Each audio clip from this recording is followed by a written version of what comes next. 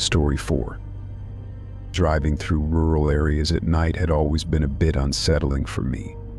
The isolation, the pitch-black darkness that stretched out in every direction, and the winding roads that seemed to go on forever. But on this particular night, I was in a hurry to get back to the city, and the rural route was the quickest way home. The moon was a faint crescent in the sky, casting just enough light to make out the outlines of the surrounding fields and trees.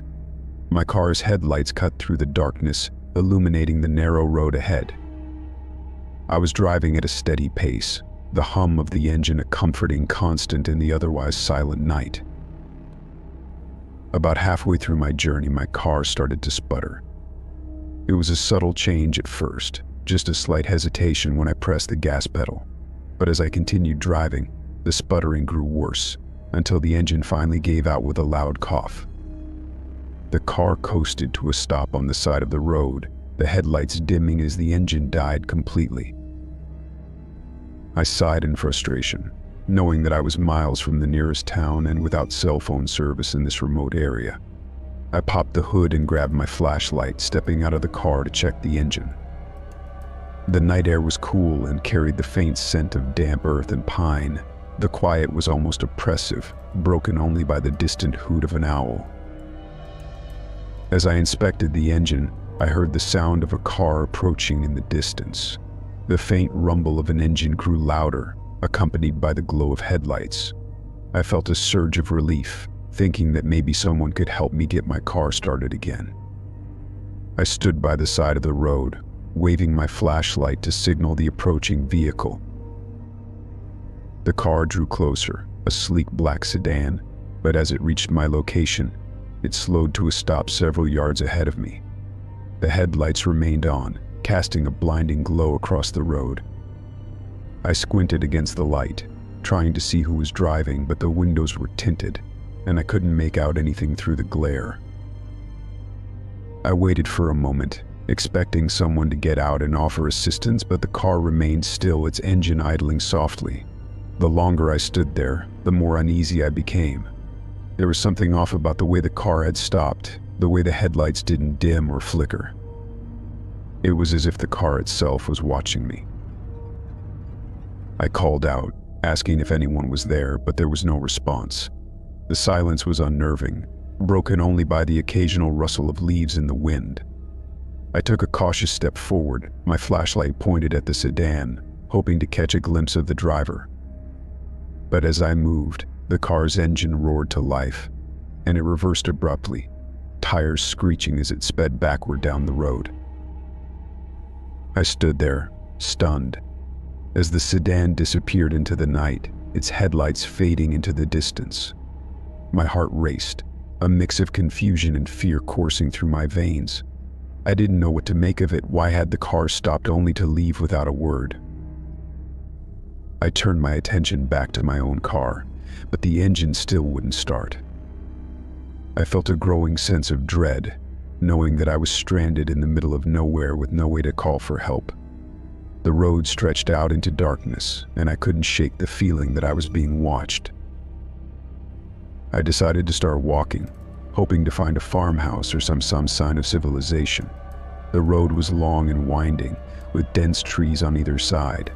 The flashlight's beam barely pierced the darkness, casting eerie shadows that seemed to shift and move as I walked. Every rustle in the bushes made me jump, my nerves on edge. After what felt like an eternity, I saw headlights approaching from the opposite direction. It was a different car, a rusty pickup truck, and it was moving slowly. I stepped to the side of the road, waving my flashlight to get the driver's attention. The truck slowed to a crawl, and the driver's side window rolled down, revealing an elderly man with a grizzled beard. "Car trouble?" he asked, his voice gruff but not unfriendly. I nodded, explaining that my car had broken down and I had no way to call for help. The man offered to give me a ride to the nearest town, and I gratefully accepted. As I climbed into the truck, I glanced back at the road, half expecting to see the black sedan returning. But there was nothing, just the empty stretch of highway disappearing into the night. The drive to town was quiet. The elderly man focused on the road ahead. I felt a sense of relief, knowing that I was no longer alone, but the memory of the black sedan and its blinding headlights lingered in my mind. There was something unsettling about the way it had stopped and then abruptly left, something that didn't make sense. I thanked the man for the ride as we reached the outskirts of the town. He dropped me off at a gas station where I could call for a tow truck and arrange for a ride home. As I stood under the bright lights of the station, I couldn't shake the feeling that I had narrowly escaped something dangerous. The memory of the black sedan, its headlights glaring into the night, would stay with me long after that eerie drive through the rural landscape.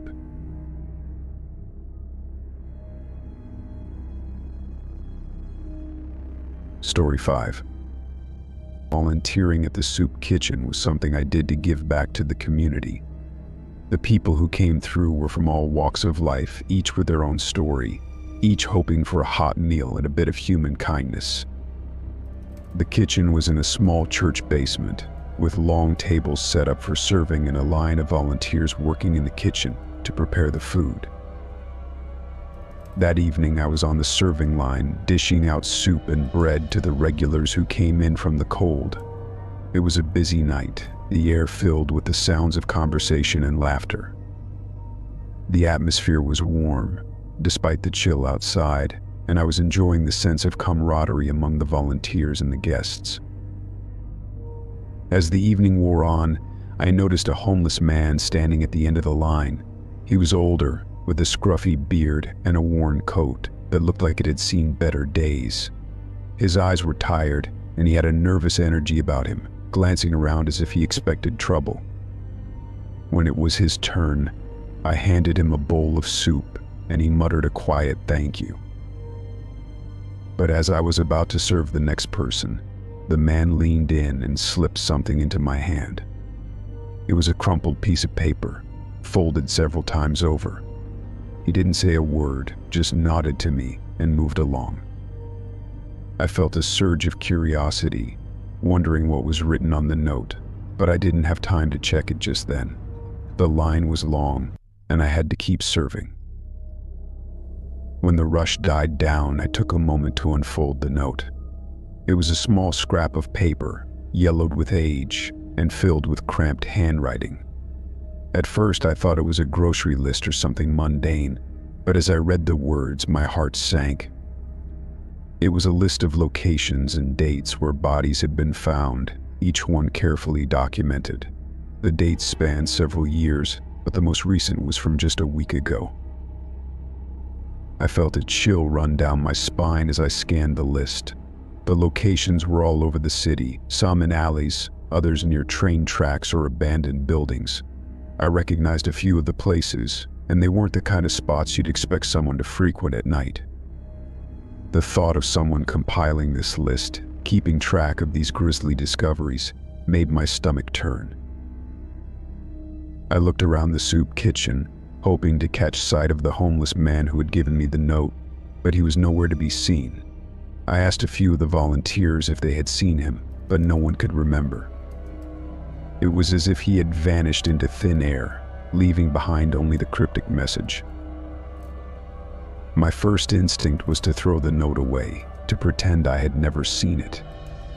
But I couldn't shake the feeling that it was important, that someone had entrusted me with this information for a reason.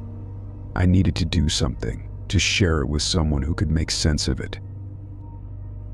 I decided to go to the police, hoping they could shed some light on the list.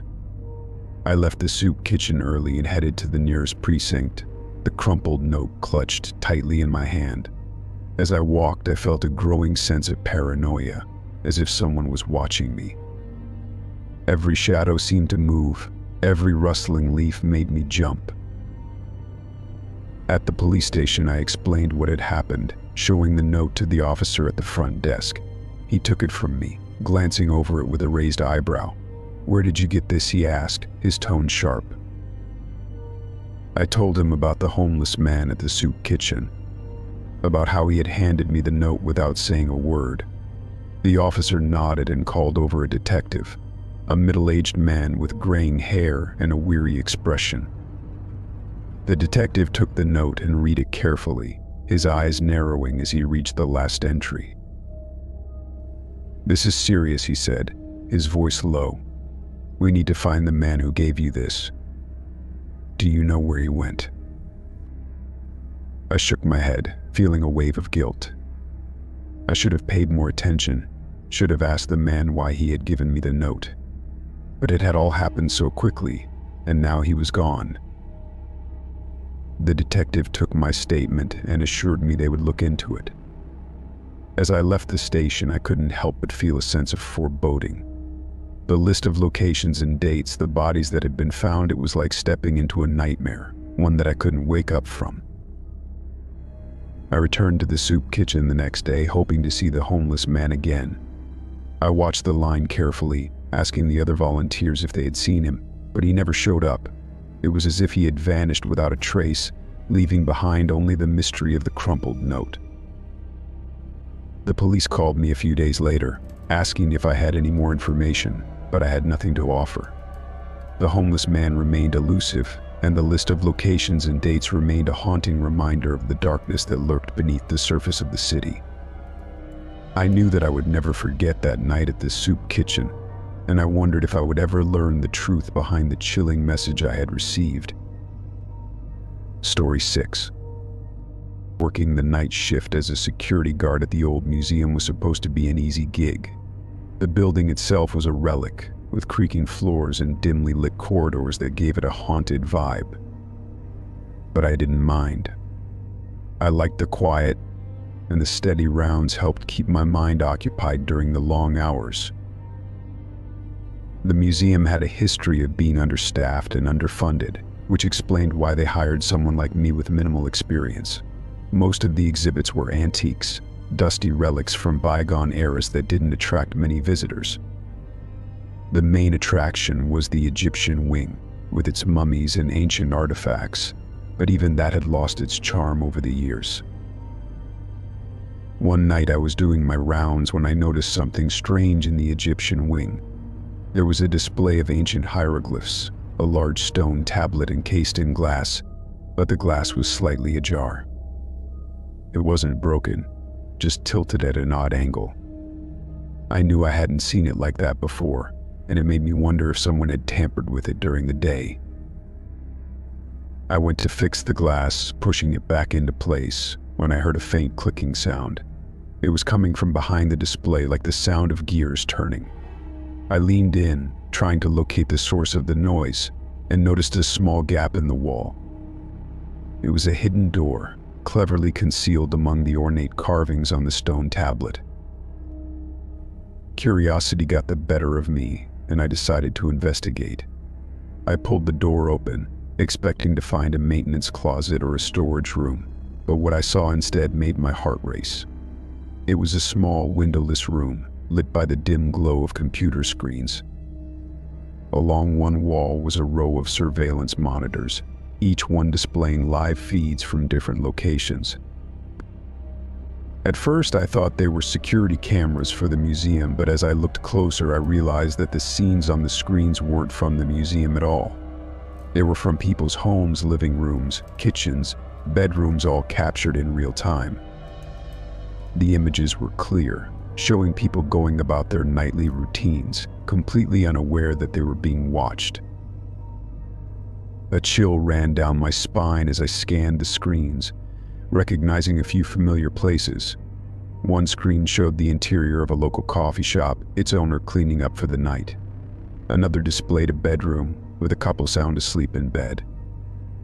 There were more: a child's playroom, a family's dining room, an elderly woman's front porch, all being watched without their knowledge. I felt a surge of anger and fear, wondering who could have set this up and why it was hidden in the museum. It was a massive invasion of privacy, something that should never have existed.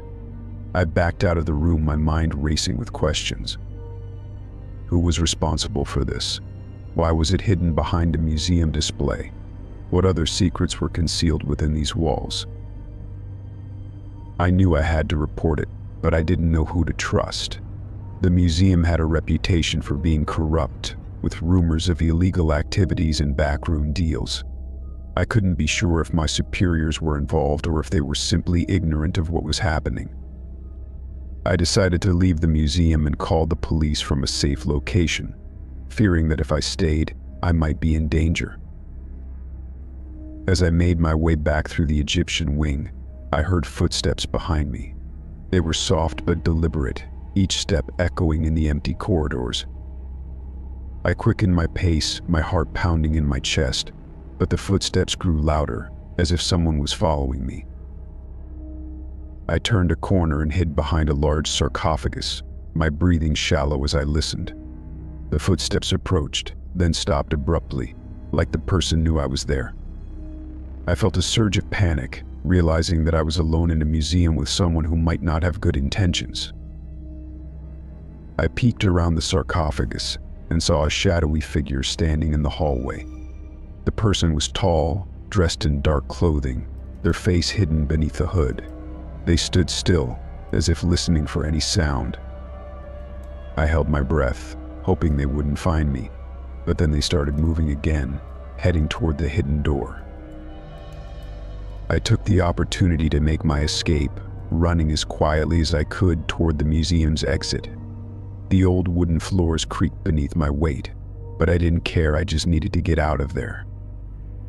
As I reached the front door, I heard a loud crash from the Egyptian wing, followed by the sound of breaking glass. I didn't wait to see what had happened. I burst through the exit and into the night, the cool air hitting me like a shock. I ran to my car, my hands shaking as I fumbled with the keys. I could still hear the footsteps in my mind, that steady rhythm that felt like a countdown to something terrible. I called the police from my car, telling them everything I had seen. They said they would send officers to investigate, but I knew I couldn't go back there, not after what I had discovered. The hidden door, the surveillance equipment, the wall of screens showing live feeds from inside people's homes, it was too much, too dangerous. I quit my job at the museum the next day, leaving without saying a word to anyone. I knew that I had stumbled upon something dark, something that would take a long time to unravel. I never returned to the museum, and I never spoke of what I had seen, but the memory of that hidden room, with its wall of screens and the silent footsteps in the night, would haunt me for the rest of my life.